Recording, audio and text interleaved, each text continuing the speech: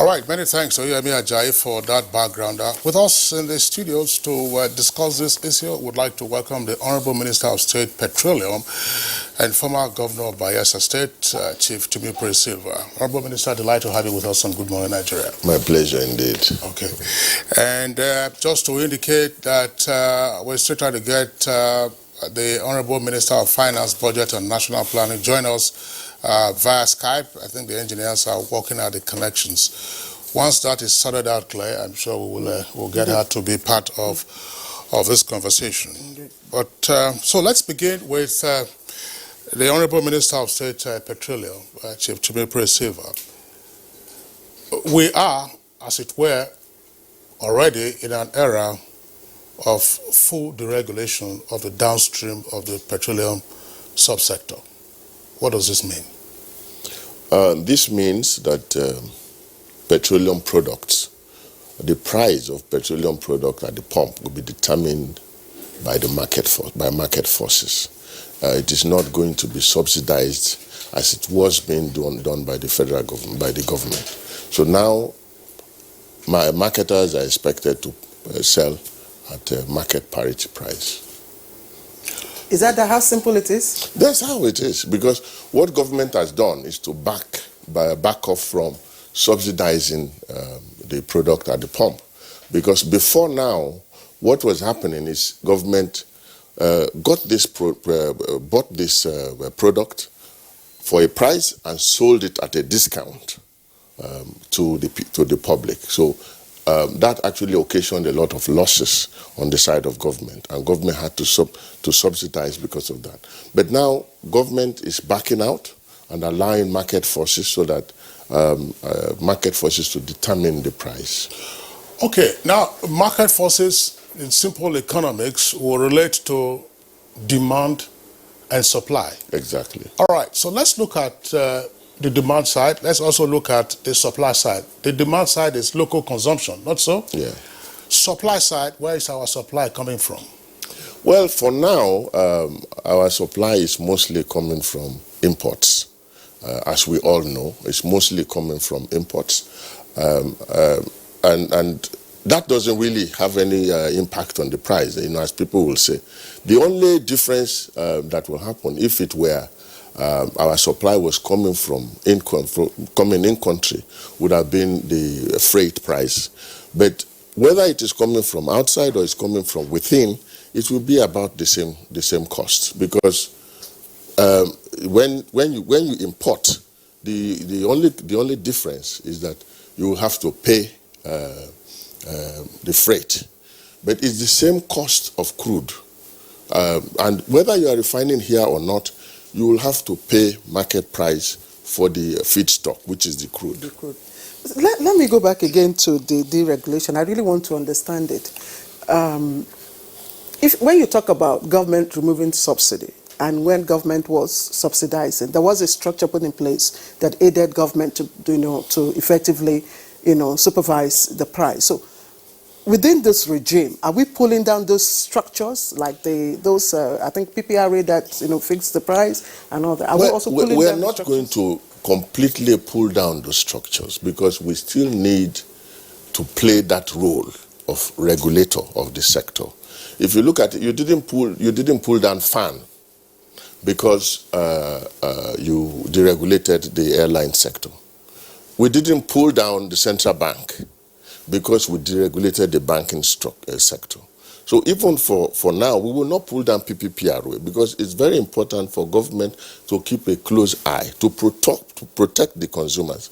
Because when you completely take off your eyes as government, private sector can profiteer on the people. We know that, the preoccupation of private sector is to make profit. You know that. That is their main preoccupation, to make profit. So if you allow them to just make profits at the expense of the people, they will. So government will still have to keep an eye. And how do we keep an eye? It will be through PPPRA and those other structures that are already in place. So specifically, what will PPRA be doing? PPPRA will watch, because what we are saying is we look at the landing cost of the product at this time, and we look at the landing cost, and then we advise to say, look, this Because everywhere in the world, there is a recommended retail price of products at the market. Here, we must also have those recommended retail prices. It's only in Nigeria that people can buy things. I remember, I spoke to somebody some time ago. Let me just digress a little. He brought in telephone sets imported from China at 11 naira per unit, and he sold them at about 200 naira, 1,000 naira per unit. That can only happen in Nigeria, because it will not, no other country will allow that kind of profiteering on the citizens. That's why government has to very carefully follow the pricing so that marketers will not profiteer inordinately on the people. Well, I want to return to the supply side of petroleum products, refined petroleum products, that is. You make the argument that even if our sources were in-country, the price variation would have been so significant. How do you justify that? Well, the price of the feedstock is not determined in Nigeria, because that is the crude oil. The price of crude oil is international. So if a refinery has to produce crude, it has to buy the feedstock at that international parity price. That's right. And you refine here. More or less, of course, there will be a few differentials. You probably save some money because you're operating in a naira situation. But at the end of the day, it will be about the same cost, because the price of the product is determined majorly by the price of the feedstock, which is crude oil. So whether you are bringing it from outside or you are bringing it from inside, that price of the feedstock will be constant. But of course, you will have some gains from, or you will have the gains from freighting, because you will not be paying for freight in the case of in-country production. And you will also gain from the fact that you're operating in a naira situation. Most of your investment will be in naira. So I'm sure we are going to get it at a little cheaper, but it is not at the overly cheap price that people are thinking, that if we produce here in Nigeria, it will be much cheaper. Well, that's also the argument, Honorable Minister, which I would like you to avert your mind to, namely, when you say the feedstock is the only significant cost in refined petroleum products, some persons would also say that the labor costs in the countries where those refineries are located are also a factor. You don't have global uniform labor costs in all refineries. Well, I agree. That's why I said, look, your cost in country will be mostly in naira, so your labor cost will definitely probably be cheaper. Although you might have some expatriates also who will be earning the same rates as they earn in their countries. So, but labor costs, of course, will bring down, and the fact that you're operating in a naira situation will bring down the cost a little bit. But I'm just saying that it will not be at this level that people are really thinking, because people are thinking that, oh, when you refine in Nigeria, in fact, we can still sustain subsidy. The only reason why we cannot sustain subsidy is that we are not able to refine in Nigeria. That is the argument of some people. But we are saying, whether you refine in Nigeria or you refine outside, it will still be more or less the same cost. But of course, you have a lot of savings from freight costs and other costs that will be in naira instead of in dollars. Okay, just before we take you up and another question, we understand the Minister of Finance, Budget and National Planning is joining us via Zoom. There she is. Honourable Minister, we thank you for finding time to join us this morning on the program. Good morning, Claire. Good morning, Nigeria. All right, we'll get back to you. Let me just ask the Honourable Minister of State for Petroleum. I know Kisley is taking you up on some technical aspects, but I will, get back to those. Let me ask, how sensitive is this decision at this point in time, where a lot of, I know you would say there's a lot of financial burden that the government is bearing, But the people, the consumers, are also having to go through a lot of, stressors. I mean, I don't have to mention them. We are all familiar with, what COVID-19 is doing. We are all familiar in terms of, loss of income, I mean, spike in food prices. We know what flood is doing to our food supplies and what the cost is doing at the moment. So why has it become expedient, to do this at this moment? Well, first you ask the question, what is the right time to deregulate? Did we have a right time? Did we miss the right time? I think, look, at this point, we should just look at the survival of our economy and as our country. If you have a situation, even on a personal level, where your income has reduced by up to 60%, then you have to do a few things differently. You cannot continue to do the same thing and expect this different result. So we thought at this point, government did not have the funds to continue to subsidize because subsidy was costing a lot at the pump side, because we were deregulating on two fronts. At the side of the pump, we were deregulating the cost of the subsidy was about $500 million. I mean, as provided for in the budget this year. Now, could we afford to spend half a trillion on subsidy this year? It was not possible because the money was not available. Now, at the side of the foreign exchange, FX to import this product, you are also deregulating, subsidizing the FX, because NMPC was accessing the FX at a subsidized rate. So if you put the whole cost of subsidy together, it was over $1 trillion per annum. Now, how can you, right now, in this situation of COVID, expect that government can raise the funds? Because you know that at the time this deregulation was announced, oil was already approaching the negative territory internationally. That means it was almost not selling at all. People were actually paying other people to come and evacuate the oil. That means they had to pay people instead of people paying for the oil. It was really that bad for the country, and we had to look at things. And every government, if you look at the history of Nigeria, almost every government in recent time, have been trying to achieve deregulation because it has been a drag on the economy. And of course, some governments lack the political will to do so. Some governments, because they felt, it was not the right time, because they felt that at that time, crude oil prices were too high, and if they deregulated the cost, it will affect the cost at the pump, and it will become too high all of a sudden.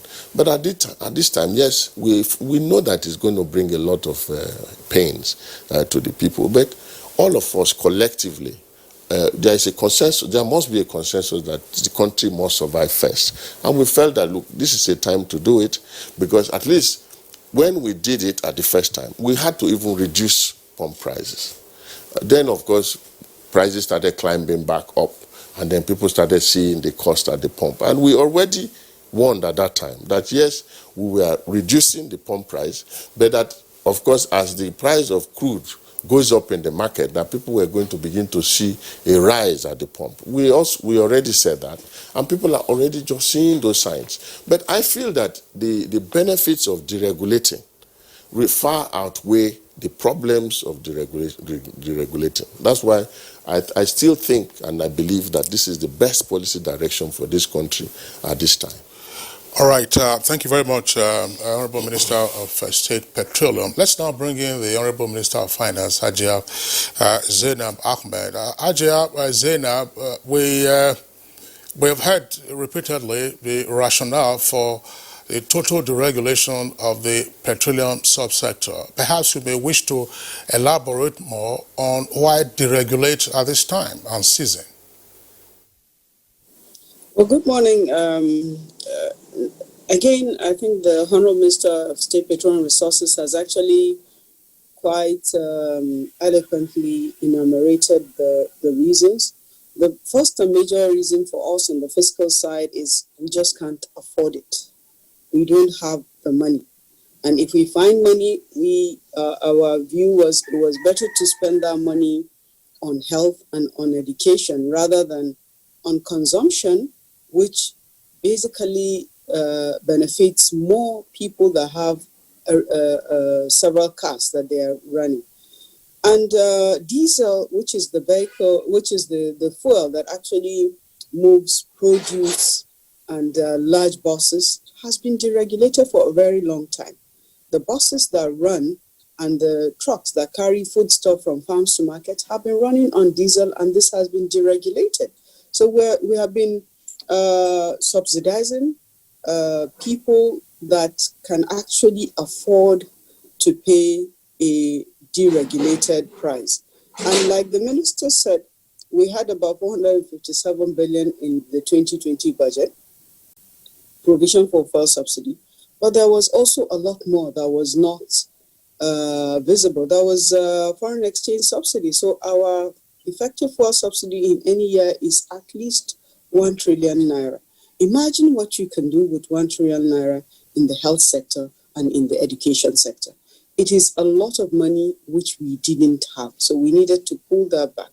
And we now have to ensure that the regulator, PPPRA, makes sure that the market operators actually are pricing fairly, that their cost is reasonable, that they are not exploiting the people. And then we now use the limited resources that we have to make sure we pay salaries, to make sure we provide for social welfare needs of the people.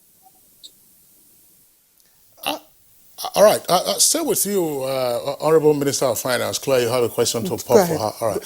I was just wondering, yes, the rationale is clear from your explanation, but tell us from your own perspective what you think the impact would be on the macroeconomic environment. At a time before the total deregulation, I mean, the government was already working flat out to stabilize the macroeconomic environment, and that's why you have the economic sustainability plan.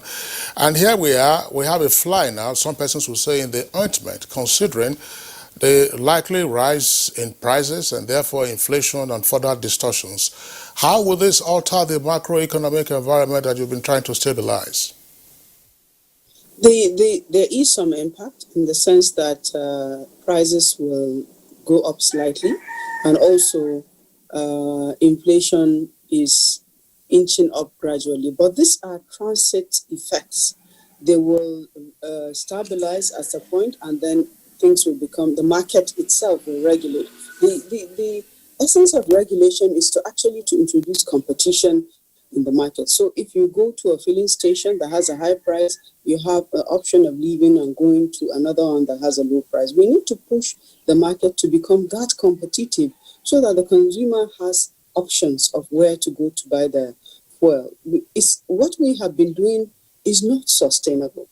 We can't say if we bring back fuel subsidy, we will fail because we will not be able to afford to pay it. And then the problem of dispute with marketers will come back, and then we'll begin to have fuel queues again. We just can't afford it, and therefore this deregulation needs to be made to work.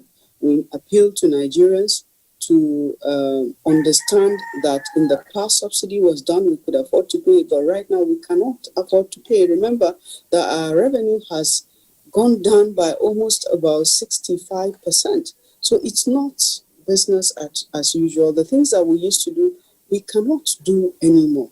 So my appeal to Nigerians is to understand that this is the right time to do this. We also, the president especially, is concerned about the difficulties that that Nigerians are going through, but these things will moderate. The economy itself is in decline. Growth is slowing down. Globally, it's happening to everyone. Nigeria is not an exception. So it is difficult times for everyone. It is difficult times for economy, and that's why this tough measure needed to be taken at this time. Again, I just want for us to get a better understanding of what is really happening, and within the past few years, everybody, all Nigerians, have been very happy with the stability of the petroleum products. I mean, you could just drive to any of the petrol stations and get your fuel at a stabilized price of 145. I mean, the pricing model that was used, or that has been in use since this past few years, are you saying it is not sustainable? And if that is so, how might the independent marketers, adjust, cope with the fluctuations in price?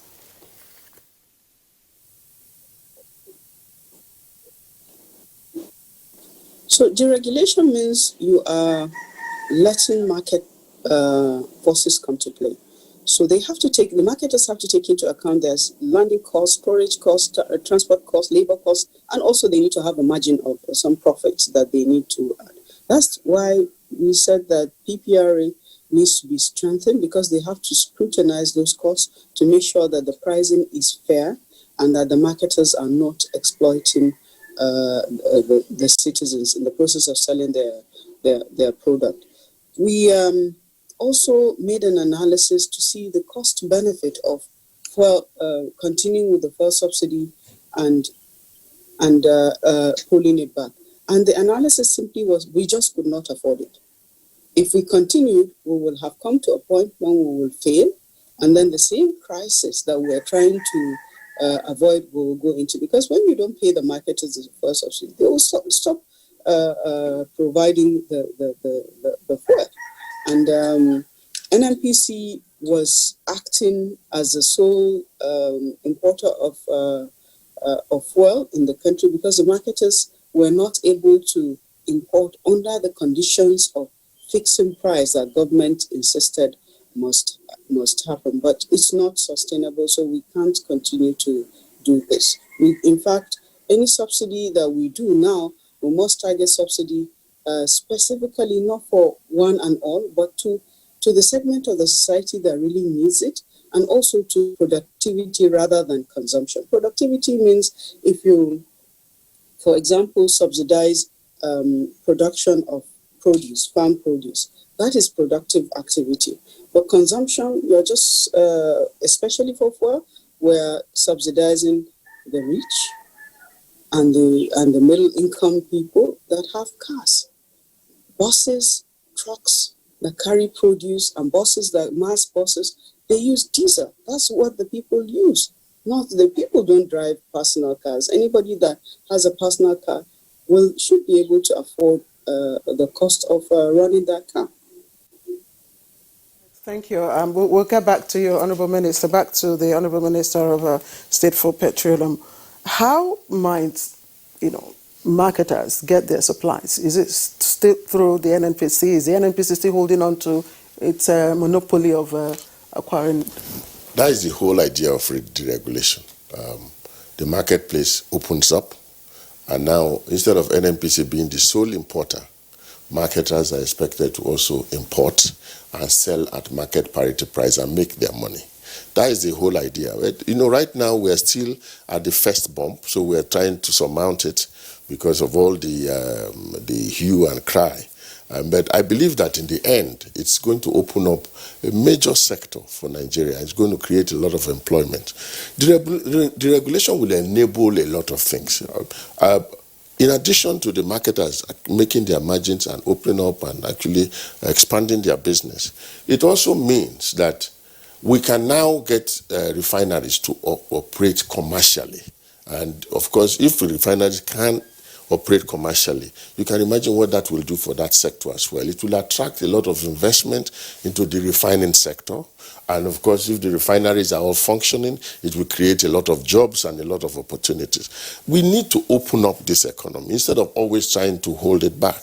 You know exactly what happened with the banking sector when the banking sector was deregulated. Things almost exploded in that sector. And today we know how much employment and opportunities that sector has created in Nigeria. You also realize what happened in the aviation sector. what that did, I mean, a lot of employment was generated, a lot of wealth was created, a lot of opportunities were created. We believe that deregulation is going to create a lot of opportunities.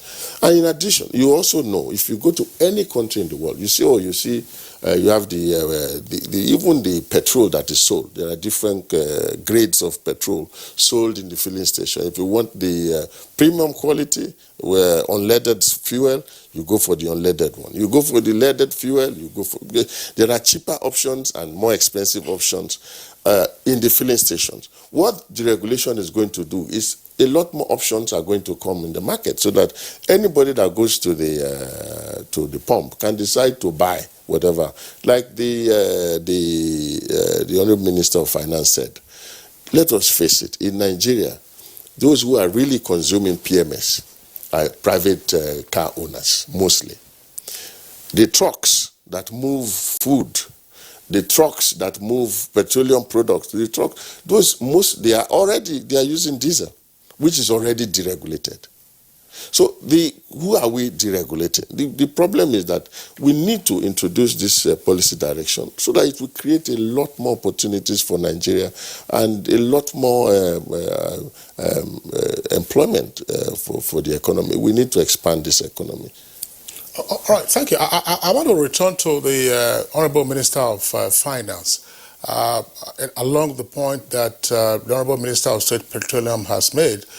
If we can still have her right there, okay, she's there on the right side of the split screen. Honorable Minister, how do you respond to the arguments by some in the intelligentsia who worry that, yes, these are early days, but that the deregulation is being anchored on the importation of refined petroleum products?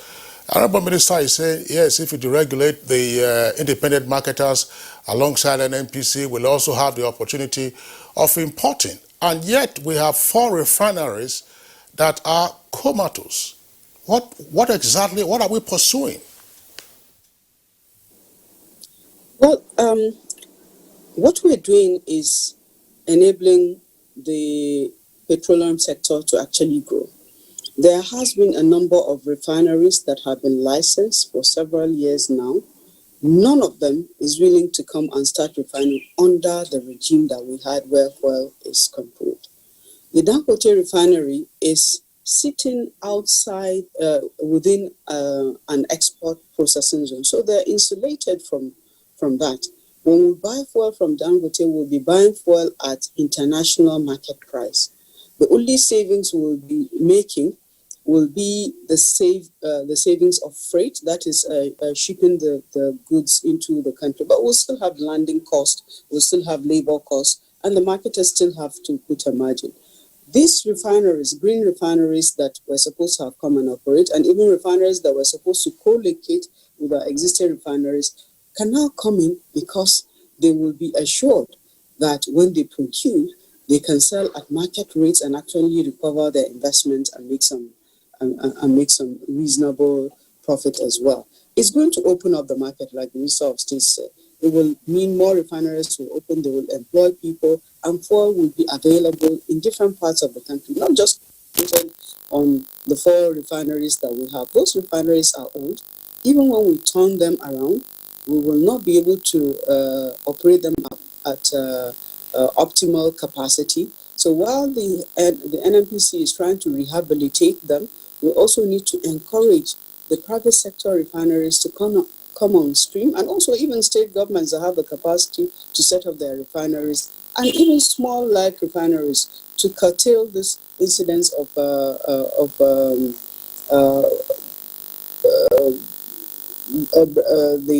vandalization of our pipes with crude refining. So if we license small people that are able to produce, knowing that their price is going to be market determined, everybody will be better off. There will be fuel everywhere, and the market forces itself will stabilize and force the price to go down. Part of the financial aspect of my question obviously has to do with access to forex for the importation of refined petroleum products. Indeed, before the announcement of the total deregulation, some of the independent marketers had complained that they didn't import because they had no access to forex. With deregulation, is there now going to be more access to forex? And wouldn't that also continue to deplete our foreign reserves when we have no refineries that are functional in country? So whether it is NNPC that is importing or a marketer, they still need foreign exchange to be able to buy the products and bring it in. We have some, again, transit problem in terms of foreign exchange availability, which is largely due to the fact that our major foreign exchange source is crude oil, sales of crude oil. But that is beginning to moderate now as the price increases. In the global market, we will be seeing more foreign exchange going on. And then the government is working on several options, alternatives that will earn us foreign exchange. And once all of those things materialize, the scarcity of foreign exchange that people are claiming of will improve significantly.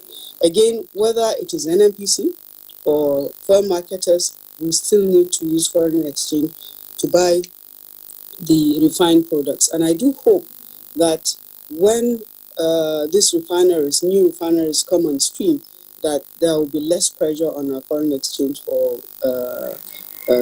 so that we are not spending so much to be able to bring refined products. Maybe the Honourable Minister should also respond to Kingsley's questions before I ask my question. What's the question? Yeah, namely that everything appears right now in the early days predicated on importation of refined petroleum products. And I mean, as some analysts would say, this is somewhat untidy that 4 refineries, none of them working. Right now, probably less than 10% installed capacity, just to keep them up so that they don't become obsolete overnight. Well, I'm happy you said early days. I mean, definitely in these early days, you have a situation where we are still importing. But we have, as I've said before, deregulation is an enabler of this sector. It's going to enable the repair of refineries, for example. Right now, we're already beginning to get a lot of interest from professional refinery managers who want to come in to manage our refineries for us, because they believe now they can operate the refineries commercially. Before now, you couldn't have gotten those interests because the refineries were all operating at a loss. That's why the refineries could not really operate optimally. Because if you refine the product and you are not able to even recover the cost of refining and you're selling, then it becomes a problem, because in the long run, you will see the effect, the net effect. That's what we are seeing now. The net effect of what we have been doing all through for a long time, subsidizing fuel, is that we couldn't fix our refineries, because now the refineries ran down and we couldn't even get the funding to get the refineries back on stream. But with deregulation, that is already over. We believe that you will see in the coming days, I mean, after these early days, as you've mentioned, things will pick up and people are going to be encouraged to come in to invest. Even private investors in Nigeria will be encouraged to take up those refineries and invest, because in the end, you refine. We are not refining just to be able to meet the demand in Nigeria. We want Nigeria to become a net exporter of the product as we used to be. And that means that we will also be able to earn foreign exchange from exporting refined product. So you'll be exporting some crude, you'll be exporting some refined product, and you're going to be earning more for the country. And those are all the opportunities that this will open. Yes. Just one point, while we're talking about the excitement of expecting professional refinery managers to come take a look at 4 national refineries. I want to ask this question because it's come up several times in our conversations. President Buhari attended the Russia-Africa Summit in Sochi. That was in Russia. Yeah. And one of the takeaways from that summit had to do with the interest of the Russians in helping to get our refineries back on track. The president was also in Saudi Arabia, and Aramco, that's the Saudi National Oil Corporation, indicated interest in helping our downstream sector, more particularly our refineries. Why haven't they come? Or if they have come, why is work not already in progress? Or was total deregulation a condition for their participation? No, that was really not a condition, but that will enable their participation. You must understand that, when you discuss these things, there are always processes, studies to be done.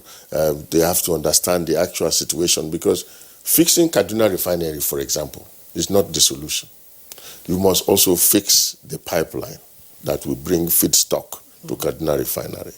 So all those details have to be discussed, and we are still in the process of discussing with the Russians. We are also in the process of discussing with the Saudis. But of course, with deregulation, we believe that this is going to even fast-track the conversation we're already having.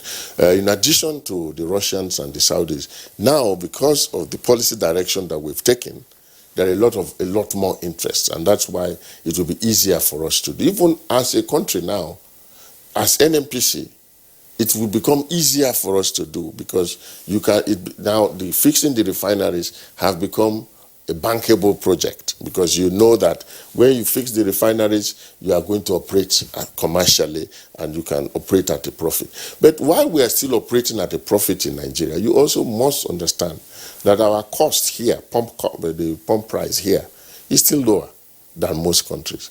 We have a major advantage, which is, the economy of scale in Nigeria. Because of the population, we can still produce at a lower unit cost than most countries in Africa. So if we are able to really produce enough of refined product, we can take over the West African market, the African market. And today, even at the pump, no matter how you say, what you say about deregulation and so on, our price is almost half the cost of the product almost around the whole of West Africa. We've shown you the prices around West Africa. It is still cheaper here in Nigeria, and it will continue to be cheaper, because for us, we have this advantage of size, which they don't have. We have an advantage of, some countries do not even have the foreign exchange base to be able to import the product on their own. At what, sorry, please go ahead. No, go on, please. I just want to, at what capacity are we producing at present, as at today? Refining? Yes. Not much, I must say. The 4 refineries are not working. Then They are down? Oh, yes. If all the 4 refineries are down, and you cannot say that it was our cause. We caused it. The 4 refineries were down almost before we came in. And, I liken Nigeria to a situation where somebody broke a plate and kept on the table and arranged the plate on the table. And then then you came in and you tried to carry up the plate, and then what happens? The plate breaks in your hand. Who broke the plate? Maybe it was you, maybe it's the person that broke it. So in Nigeria, things were already in a bad way. Because that's why I say, look, we cannot continue to do things the same way and expect a different result. Of course, President Buhari is the last person that will wish deregulation on his people. He loves Nigerians. He loves the ordinary Nigerians and will not, in fact, he resisted deregulation all this while. But if we are finally getting to the point where we have to do it, then you know that it must be something that cannot be avoided. We've gotten to that point where we cannot avoid deregulation because we simply do not have the money. And if you say you are not going to deregulate at this time, then tell us how else can we do it? Let's look at the reality of the situation. Yes, there are a lot of options that experts in this sector are given. Please, let us... And they're saying, first of all, some of them are saying, look, I don't know if what we have now is full deregulation. Yeah. Yes, that is full deregulation. So because they're saying, look, what some of them are saying is that what we are seeing is the deregulation of the retail price sector. And if you're going to do that, if you're going to have full deregulation, which means those structures you talked about, you will have to bring them down and allow the market forces to actually be the true determinant of the prices. But let me put you on hold. I know you want to respond to that. I just want to ask the Honorable Minister. The Honorable Minister of State for Petroleum made an analogy of what is happening in the aviation sector, of course, and the, job creation generated as a result. But I'm also aware that the petroleum sector is not price elastic. I mean, whether you increase it or you bring down the price, it doesn't affect the demand. The demand is constant. People would always use their vehicles, they will always use their generators. Secondly, when you increase price of petroleum products, it has an endemic effect on other variables. I mean, people will also pay for their vehicles. I don't know how many trucks or conveyors of foodstuffs that use diesel. People will pay transport. People will pay NEPA. So many things and all that. I'm wondering, what in the event that the price of the fixed stock goes higher and higher, rises, such that the retail price of petrol becomes unbearable for the consumers? What happens? Are you going to say, okay, market forces stay, let us regulate again? Well, you are looking at a scenario that is perhaps the worst case and is very, very unlikely to happen. Not that it cannot happen, but it is true that food prices are going up. And like I said earlier on, sensible subsidy should be subsidy that is done on production, not on consumption. Because when you put gas in your car, you burn it and you have to put it again and you burn it. So it's like you said, it's the price is not elastic and people will always need fuel. But if you move your subsidy to production, for example, if we now change the regime and say, okay, any trucks that carry food or produce, the diesel price is subsidized. That you're subsidizing production, because it means food items that will get to the market cheaper. But as long as we're subsidizing consumption, whether it is fuel, whether it is electricity, there will always be the propensity for gaming the system, and then there's always the fact that you're subsidizing everybody, and it's not everybody that needs this subsidy. So subsidy has to be carefully targeted at the people that need the subsidy most, and at the point in which the subsidy is not makes more sense. It doesn't make sense to for somebody that has a fleet of 5, 6, 7 cars in their house to be subsidized. It does not make sense. It makes sense if what you're subsidizing is mass transit buses or vehicles that are carrying food items to the market. So the way we have been subsidizing is harmful to the economy, is not sustainable. We have to stop it. But government is a continuum, and also government continuously monitors what is the pulse of the economy and what is happening to people. And President Muhammadu Buhari has the sympathy and the concern for people. And wherever he sees pressure is too much, he will find a way to ease up. But it will not be returning for a subsidy.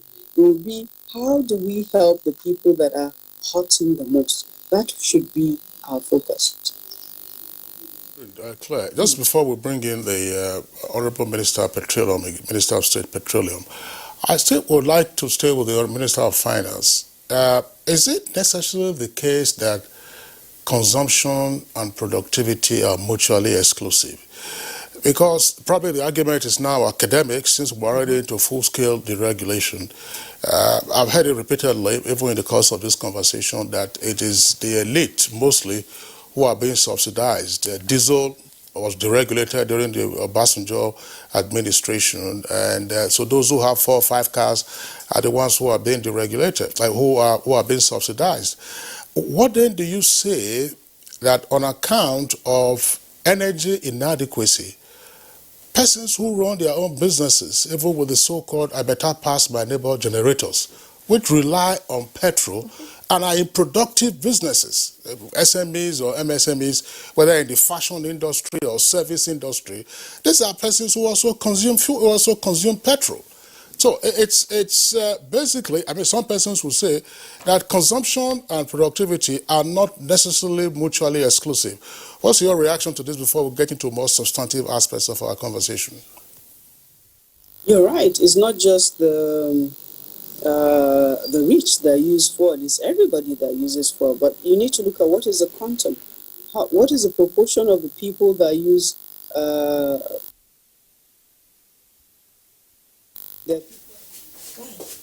All right. Well, it appears we've lost the Zoom connection.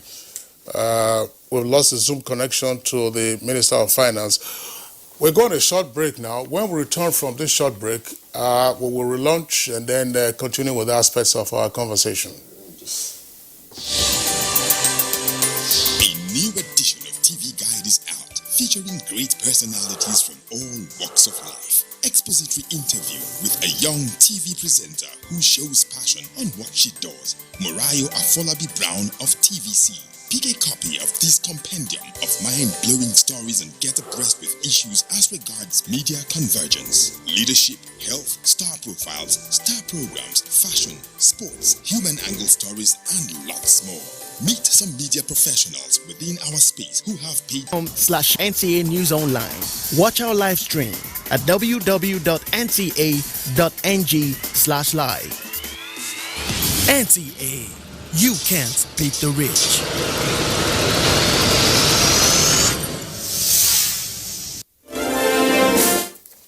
All right, you're welcome back, and stay Good Morning Nigeria live on the network service of the Nigerian Television Authority. Let's return to our Abuja studios with the Honorable Minister of State Petroleum. Honorable Minister, we keep saying, yes, there's going to be a boon to investors in the downstream sector going forward, no question about that. But we have a legacy of previously issued licenses for greenfield refineries. Are those licenses still valid, or they'll have to reapply?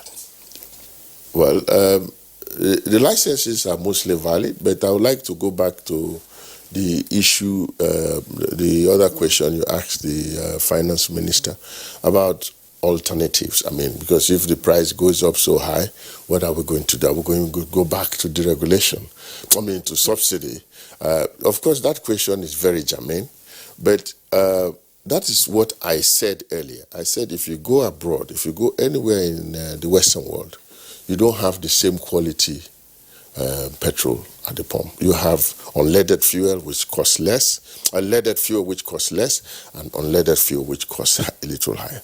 In Nigeria, we are also trying to introduce alternatives as a way to make deregulation sustainable. The alternative we are now introducing is gas, which is definitely going to be cheaper even than the subsidized rate of PMS. So what we are trying to encourage Nigerians to do now is to convert their cars to dual fuel. That means your car can use either gas or petrol, and that will be done for free. Because the government is going to ensure that you are able to convert your vehicles for free.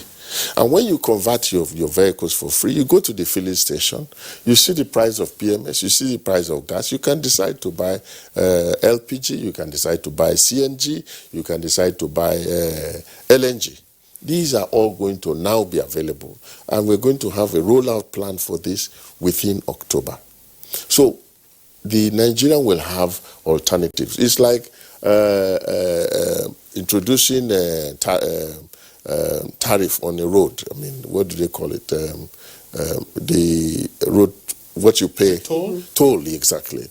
Introducing a toll on the road. When you introduce a toll gate, you are expected and required by law to also create an alternative. So we are also creating that alternative so that you can go to the fuel station now and you can buy gas. We, in fact, had the pilot scheme in Port Harcourt with Keke Napep that converted to gas.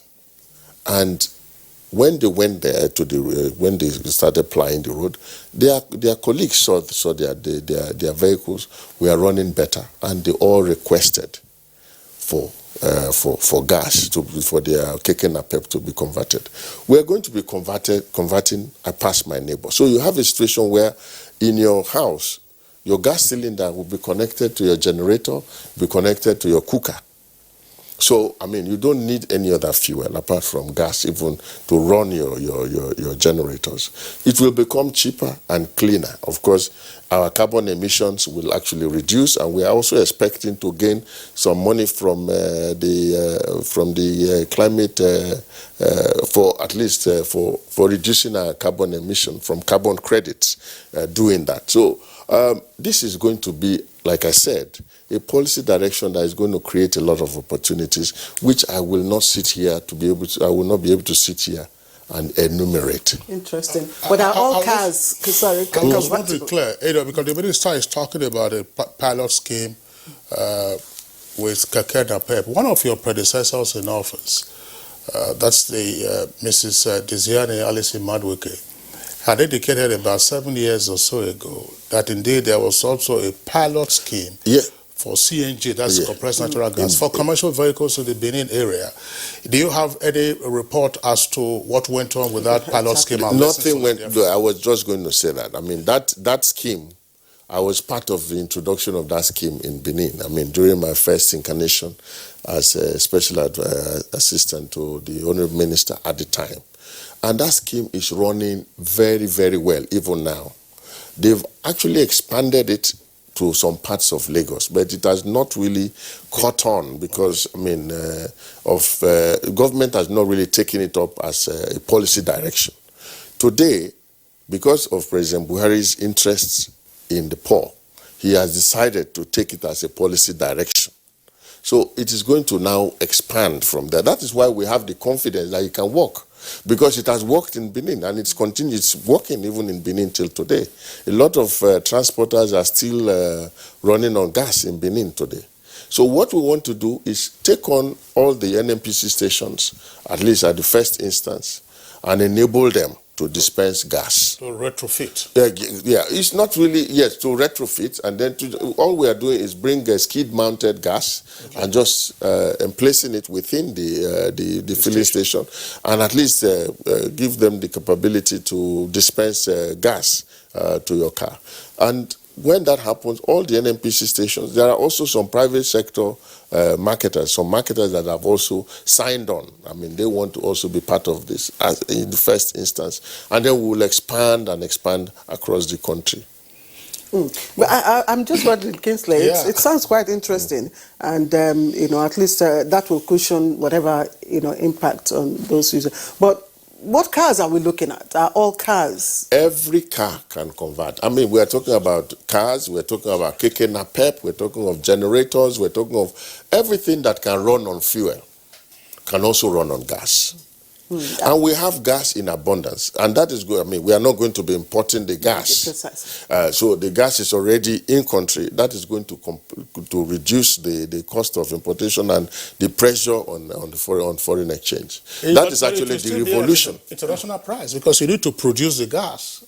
Yeah, but whether it's at international price, yes, you are very correct, because as far as I am also in support of that, because you have a situation, Nigeria must earn foreign exchange as a country. So if you have a situation where you sell your gas and your crude oil all in Naira, then it will be a problem for us also at the other end. But also, that will reduce the pressure on the dollar. It's going to strengthen our Naira as well, But at the end of the day, I believe that, this is the way to go. Gas is the way to go.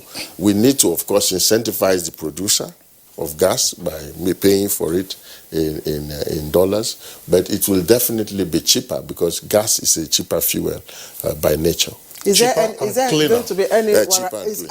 going to be any warranty on if I convert my vehicle in case of any damage to engine? In fact, your car is going to run better on gas because it is a cleaner fuel, and it actually will ensure a longer life for your cars as well. It's been proven that gas fuel cars run for longer than petrol fuel cars. So no warranty? No, but you see, there is no need for warranty. The thing is, gas is actually gas is a superior fuel for your cars, and it's cheaper.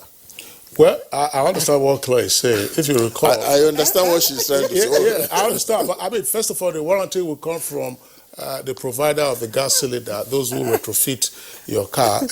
But then, if the gas supplied has impurities or whatever, then the issue of liability will also arise from the person from you. But because if you recall, look, that is we will have to. I agree with you. Yes. The regulatory environment must be robust enough to be able to ensure quality. If not, though, you have this situation of explosions and so on. But frankly, that is not going to happen. It has not happened in other countries that use gas for their cars. You know, the problem with gas explosion is mostly a regulatory issue.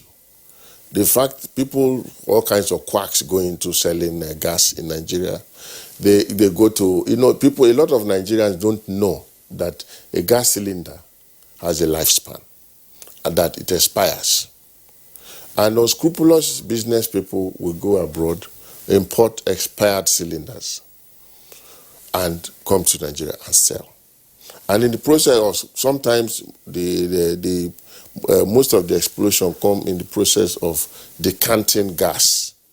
And they are doing it within an environment that is not safe. That's right. So all those issues will be taken into consideration, because we know that if you don't, that's why you need the existence of DPR and all the regulatory agencies to be able to ensure that only people who can do this safely can do it. And right now we are also getting a lot of interest from outside. A lot of international companies who have been involved in manufacturing these kits are willing to come to Nigeria to establish their businesses in Nigeria. How do you respond to the view that the developed world itself is already moving towards electric vehicles and leaving behind the gas? Yes, that is exactly intermediate. This, of course, the regulation is pushing us in that direction quicker than normal.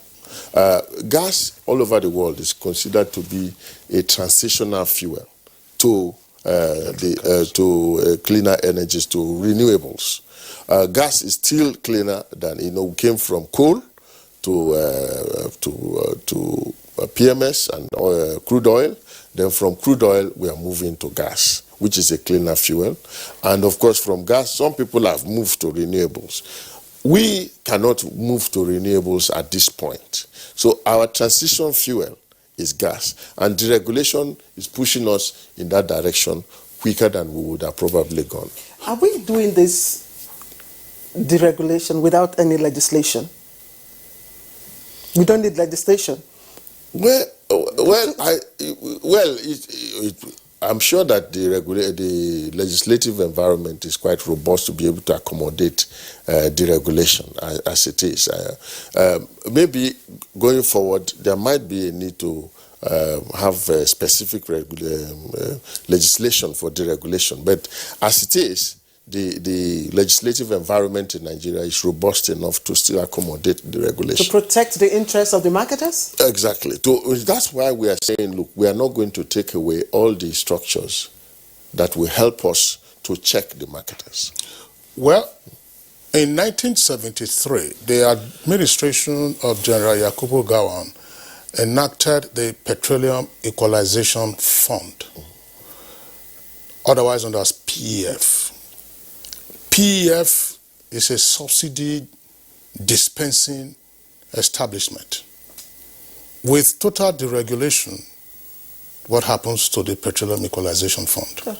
First and foremost, you see, we are now in the process of passing the PIB. The PIB actually will ensure that PEF will not exist as PEF, or PPPROA as PPPROA. They will be absorbed into another body that will be formed to at least regulate that sector. So they will not exist as they are. You know, as desirable as PEF is, I must say, I do not still believe that PEF is completely undesirable, because whether you deregulate or you subsidize, you still need some kind of parity in the market. So you don't have a situation where the product is sold at an overly different rate because of the cost of transporting it. But we also believe that with the introduction of gas as a fuel, the expenditure on trucking will also reduce, because what we do with PEF is that we pay the tankers, the marketers, for the transport of the product to the extreme areas so that they can still sell at the same rate as it is sold elsewhere. So we don't want, this is still one that's an integrational body. I see PEF as an integrational body to keep Nigeria one, so that it doesn't look like we are in different countries where in this extreme fuel price is sold at this level, and then at this other extreme it is still sold at this level. So we will still need that kind of... Doesn't that again raise the issue of the efficiency of our infrastructure? I know if you're talking about gas, the AKK project is already ongoing, and you're going to have many branches coming out from that. But look, what NNPC started doing, I'm not sure what the status is now. You had your depots all over the place. Which would have reduced the bridging cost. But at some point, as you very well know, a number of those depots, again, like the refineries now, just went to sleep. Some of them are being revived. So shouldn't it also be part of the agenda to say, as we're in total deregulation, to minimize this integrationist subsidy, referred to now as being managed by the PEF, to say, look, let's get our infrastructure, our pipeline infrastructure, get them all secured, get the refineries working, and get your depots working, and reduce the bridging costs. That's exactly where we are going to. Before now, the midstream sector of the industry was not activated. That means the pipeline sector was not really activated. But with PIB, that sector will also open up. That means that you can come into the oil industry. You don't own anything in the upstream. You don't own anything in the downstream, but you can own something in the midstream. That means you can have pipelines. So if you have a pipeline, for example, the pipeline bringing crude from the south to Kaduna Refinery is separately owned by someone.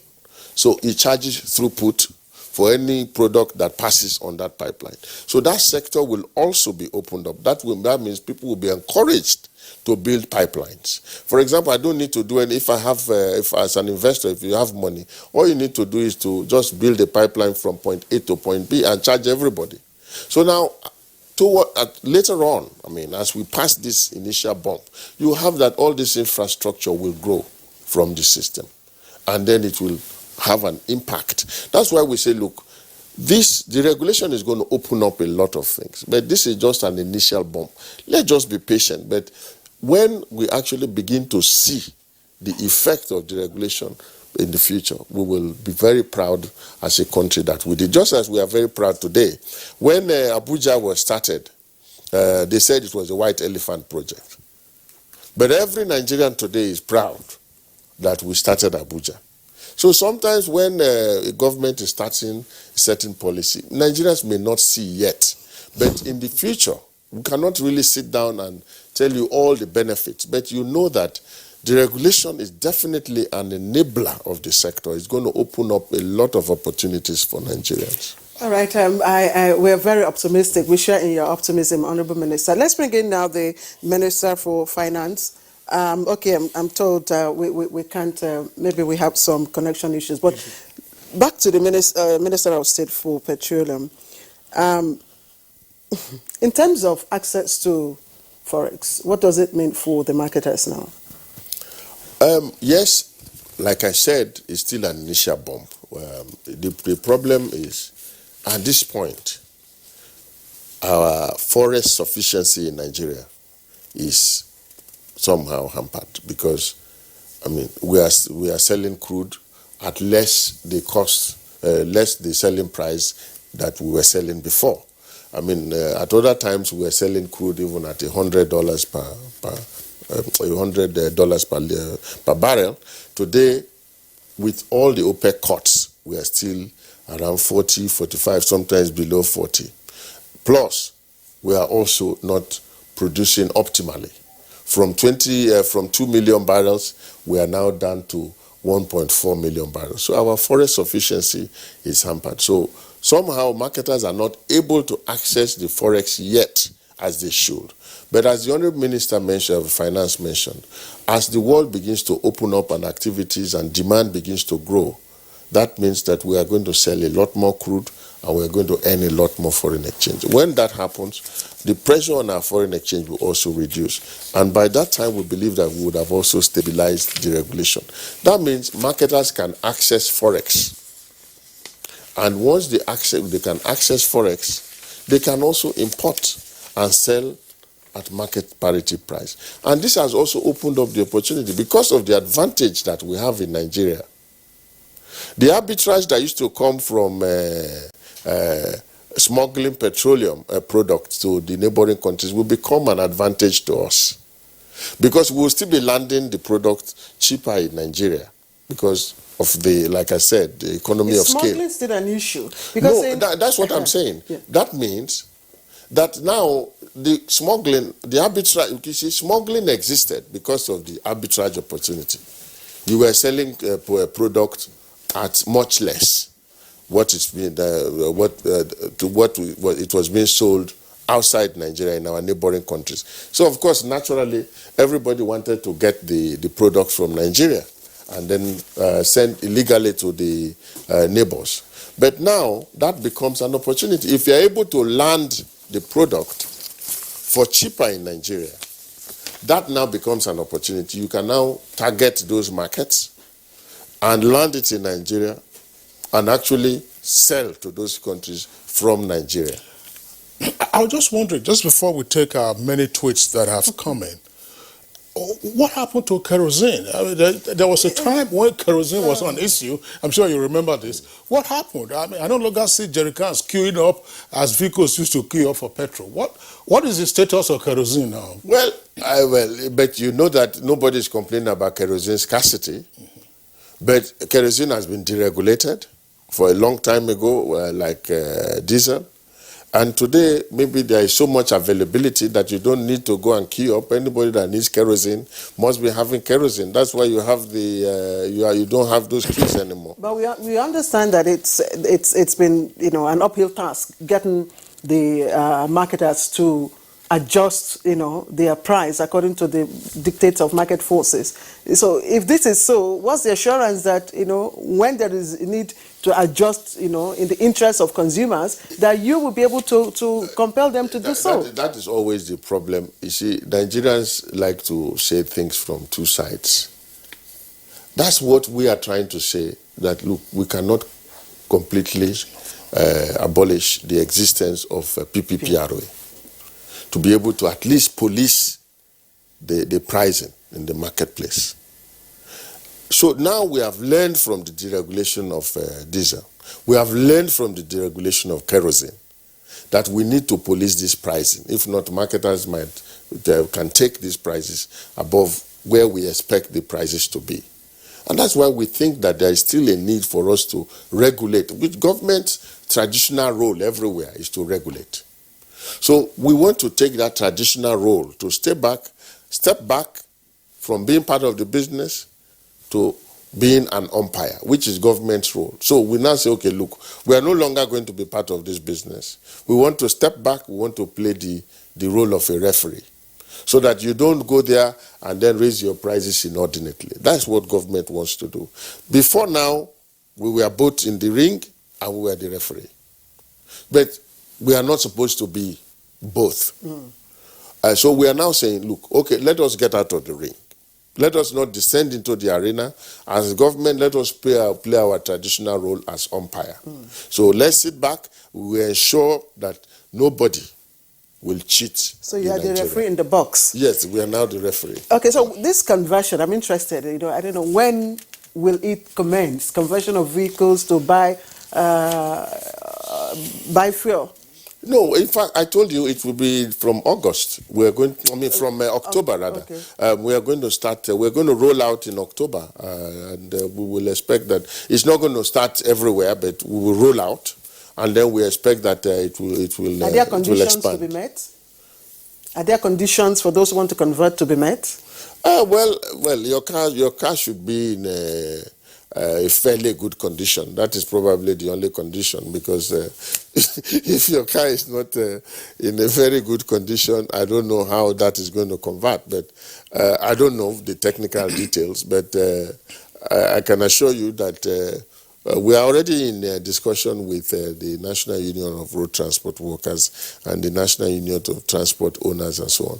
We are in discussion with them. We have actually engaged a lot of the operators of this sector, and they are all very happy to be part of the program with us. All right. So let's listen into the views from our viewers. Awabola Hombab says deregulation is long overdue. It's taking a heavy toll on our economy for decades. The country cannot continue to sustain such an economy. Times were that Nigeria was paying for products that never birthed here. And Bashir Suleiman Abubakar tweets, the problem now is, with the removed subsidies, what will be done with the money saved to influence the life of the common man? To improve the life of the common man. Ibeneme Dominic, it's simple. Government should hands off completely and allow total deregulation of the oil sector, such as we had in the telecommunications industry. Let those with the capacity come in and let market forces decide the prices. Okay, Mike Anyako says this is, well, let me just summarize what he has said. It's a bold decision, this development is, but this big question is, how deregulated is the deregulation of the downstream? We know governments are operating under budget constraints as a result of COVID-19. These poor earnings, labor demands, democracy dividends to people. There must be palliative stimulus to augment sufferings on the masses. Akogu Edache, subsidy removal is a good initiative, but the fear is, will the money derived from the subsidy removal be properly utilized? All right, Nandam, we tweet. It's unfortunate that everything from food, transportation, goods, services, and the rest are all connected to and determined by the price of petroleum products. Now, if the situation increases the cost of living, then what really are the advantages of deregulation? Badamasi Adamu says deregulation is a nebulous term that has received a strident call by Nigerians. Alas, the bourgeoisie who have been benefiting from the sector would not allow it to be deregulated. But it has been deregulated now. Oh dear. Okay, are you done, Kingsley? That's right. The next one is Abubakar Mamadi tweets. Deregulation has affirmed that government is a welcome development. However, this practice was successful in the Western countries because they had tackled corruption. Umar Ahmed, how about deregulation of price control on anything and everything? Yunusa Idris, what we want is proper accountability and management of funds, that's subsidy removed from revised budgets. Dele Jack Solomon, the only way forward now would be to minimize emphasis on export of crude oil and LNG and to develop alternative uses for our oil and gas resources by encouraging the construction of new refineries, petrochemical plants, ammonia and fertilizer plants, etc. Okay, Dr. B. Tijani says, if the modular refinery will work and local production of PMS and AGO, then market forces of demand and supply will bring stability through market forces. This must go with sincerity of purpose.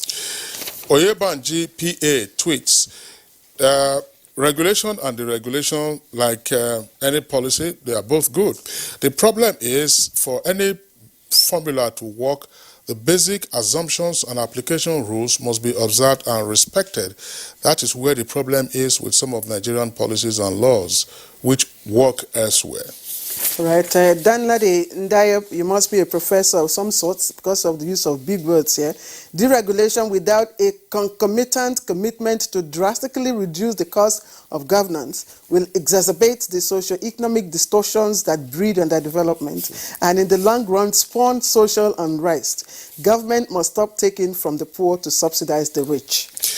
Festus Akimboyewa, although the petroleum industry is essential to our economy, and changes in the prices and supply of petroleum products can affect Nigerians, the federal government is right to deregulate the oil sector and end oil subsidy.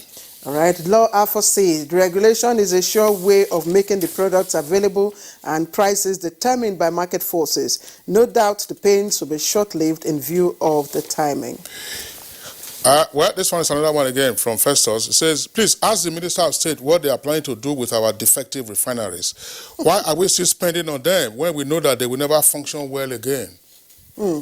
Okay, Godwin Iso, how can you talk about food deregulation and letting market forces determine prices and at the same time saying DPR will check prices? Are you going to twist marketers to sell at a particular price range? Olushola John, can the Honourable Minister tell us if modular refineries will be licensed? All right, I think... yeah, those are the tweets. Of course, you have to have a license. Yes. Well, let's start from the last one with modular refineries. But licensed. we have just a minute. If you can do that in less than 60 seconds. Licensing of modular refineries and what to do with the 4 non-functional refineries. Keep them or sell them off? Whether we keep them or we sell them off at this point, it's the same thing to us. Because, as I said before, deregulation has made these refineries now commercially viable, either for government or for private sector. Therefore, we believe that we can fix these refineries easier. Even as a government, as NNPC, we can fix these refineries because NNPC can now access funding easily to fix this refineries. The money saved, what are we going to do with it? Well, the money saved will go into the budget, and we are going to, it's going to enable a lot of capital projects. What we don't want to do is to set up a PTI, Minister, type we thing. cannot exhaust this. I thought so. Yes. Thank you very much. We're going to have you back sometime to deal with further matters arising from this conversation. All right. Honourable Minister of State for Petroleum and former Governor of Bayelsa State, Timi Proseva, Chief Timi Proseva, I'd like to thank you very much for joining us. And also appreciate the Honourable Minister of Finance, Budget and National Planning, Zainab Ahmed, who joined us earlier on the program. We also appreciate all of you for your tweets. I am Claire Adelabo Abdul Razak. We'll see you again tomorrow. God's willing. And I'm Kingsley Osadola. Stay safe and be well.